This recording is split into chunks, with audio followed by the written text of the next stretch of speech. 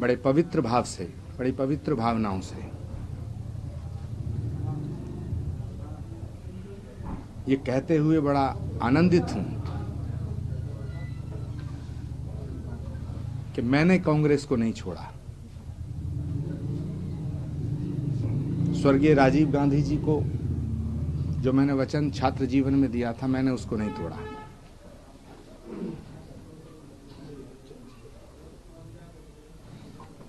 लेकिन आज के बाद मैं अब और नई ऊर्जा के साथ राष्ट्र के निर्माण में भारत को और मजबूती देने के लिए, भारत को और मजबूत बनाने के लिए, भारत को और शक्तिशाली बनाने के लिए, भारत को विश्व गुरु बनाने के लिए मैं इस देश के प्रधानमंत्री के साथ खड़ा रहूंगा।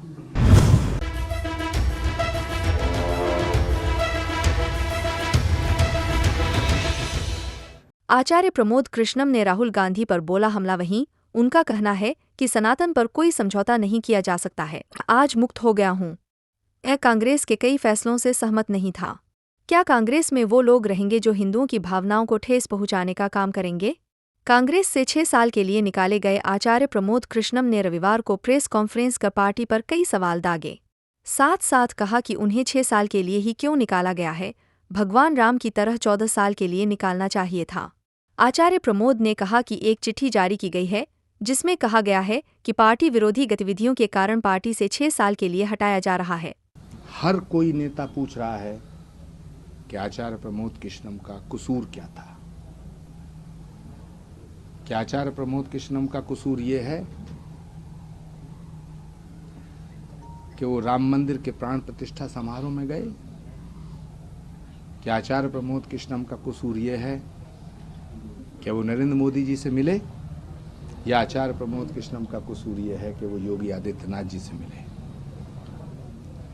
मैं उन सभी नेताओं का आज आभार व्यक्त करना चाहता हूं जिन्होंने कांग्रेस पार्टी में रह के मेरा साथ दिया। मुझे बताया जाना चाहिए कि ऐसी कौन सी गतिविधियां थीं और उन्हें कब पता चला? आचार्य प्रमोद ने पूछा कि क्या अयोध्या जाना पार्टी विरोधी कार्य है? क्या भगवान राम की प्राण प्रतिष्ठा पार्टी विरोधी है? क्या प्रधानमंत्री मोदी से मिलना पार्टी विरोधी है? और क्या कल्कि धाम का बनना पार्टी विरोधी है?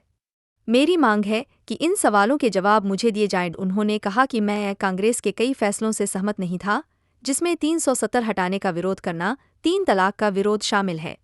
इसके अलावा नए संसद के उद्घाटन के समय भी मैंने कहा था कि संसद का उद्घाटन भारत का प्रधानमंत्री नहीं करेगा तो कौन करेगा? कई बार पार्टी ने मुझे अपमानित किया, लेकिन मैं राजीव गांधी से किया वादा निभाता रहा हूं। आचार्य प्रमोद ने राहुल गांधी का नाम लिए बगैर कहा कि एक आदमी अपने परिवार के साथ साथ सुख दुख में खड़े आदमी का सम्मान करना नहीं जानता। जो अपनी मां बहन का सम्मान नहीं कर सकता वो देश का सम्मान कैसे करेगा? जो शख्स अपनी विरासत को संभाल नहीं सकता वो भारत को कैसे संभाल पाएगा? सब अपनी अपनी जगह सोचें, चिंतन करें। राजनीति छोटी है, राष्ट्र बड़ा है। हम एक दिन सब मिट जाएंगे, लेकिन ये राष्ट्र नहीं मिटना चाहिए, ये भारत नहीं मिटना चाहिए। मैं कांग्रेस पार्टी के उन नेताओं का भी आज आभार व्यक्त करता हूं जिन्होंने कांग्रेस से मुझे मुक्त करने की चिट्ठी जारी की है।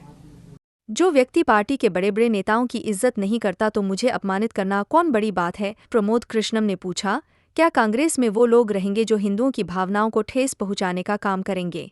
सनातन पर कोई समझौता नहीं किया जा सकता। मैं आज मुक्त हुआ हूं।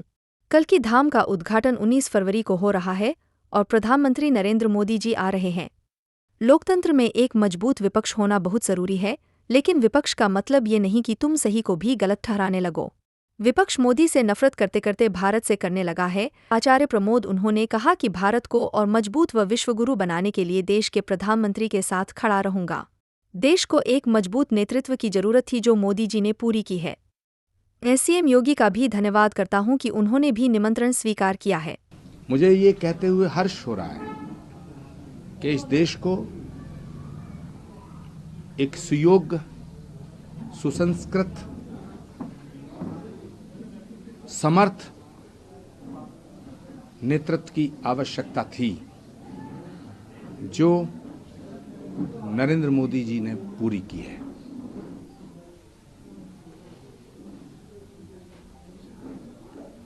मैं उत्तर प्रदेश के कर्मठ मुख्यमंत्री आदरणीय योगी आदित्यनाथ जी का भी आज आभार व्यक्त करता हूं कि उन्होंने श्री कल्की धाम के शिलान्यास समारोह में आने का मेरा न्योता स्वीकार किया है। बहुत दिनों से वो भरपूर कोशिश कर रहे थे कि इतना खिलाफ बोले, इतनी गालियां दें कि जिससे कांग्रेस उनसे पीछा छुड़ा ले। वही हुआ। लेकिन मुझे पूरी उम्मीद है, जहां गए हैं, जिस उम्मीद पे गए हैं, वो उम्मीद उनकी पूरी नहीं होगी, क्योंकि अब तक सब जान चुके हैं। नहीं, राम जी का सपोर्ट करना कभी भी कांग्रेस का विरोध नहीं हो सकता।